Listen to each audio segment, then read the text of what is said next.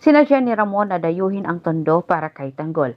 Samantala, inalam naman ni Ramon dito kay Roy kung paano umano nito nakilala itong si Tanggol. At ikwento naman ni Roy kay Ramon ang pangyayari. Pero hindi umano niya maisip sa mga oras na iyon, ang grupo pala ni Tanggol ang tumangay sa briefcase sapagkat hindi naman umano niya namukhaan itong si Tanggol. Dinala naman ni Roy itong si Ramon sa lugar kung saan niya nabunggo itong si Tanggol at itinuro din niya ang isang kainan kung saan pinaghinalaan yung pinagtatrabahuhan ito ni Tanggol. Si Ramon na mismo ang humarap sa may-ari. Ngunit sa kasamang palad, hindi naman maituro ng may-ari kung nasaan itong sila Tanggol dahil hindi na bumalik sila Tanggol simula nung nagpaalam ito na umuwi ng maaga. Sa isip naman ni Ramon kung kaya't malapit na umano niyang makita itong si Tanggol tsaka umano na wala ang pagkakataon. Pero sa tingin naman ni Severino, maari umano nilang gamitin itong si Mokang o kaya si David upang sa ganitong paraan si Tanggol mismo umano ang lalapit sa kanila.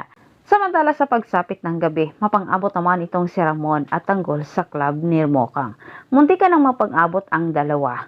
Nagiya itong si Tanggol sa kanyang tropa. Napuntahan umano nila itong si Mokang pero pinagtawanan siya ng kanyang mga kaibigan dahil nagbitiw na nga nagsalita itong si Tanggol na sukuan na umano niya itong si Mokang pero sa huli, pinawi din ni Tanggol.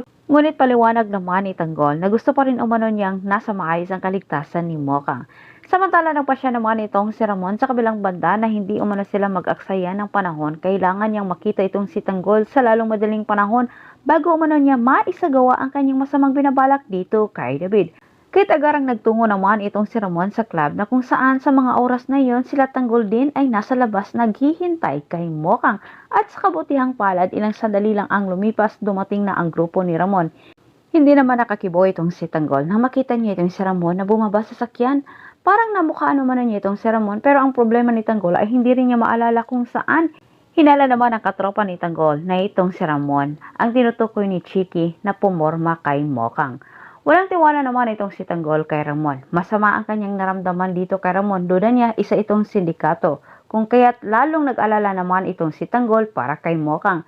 Sinabi naman ni Tanggol sa kanyang mga kaibigan na kailangan umano niyang makausap itong si Mokang para balaan patungkol ito kay Ramon. Pero ang sagot ng mga kaibigan ni Tanggol kung papaniwalaan ba umano siya ni Mokang. Lalo pat walang ibang nakita umano si Mokang dito kay Tanggol kundi selos. Kaya't para sa kanila ay mahirapan itong si Tanggol na paniwalain itong si Mokang. At ito po nagtatapos ang ating advance episode update.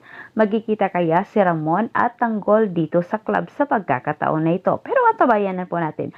Muli maraming salamat po sa inyong panonood and God bless po sa inyong lahat.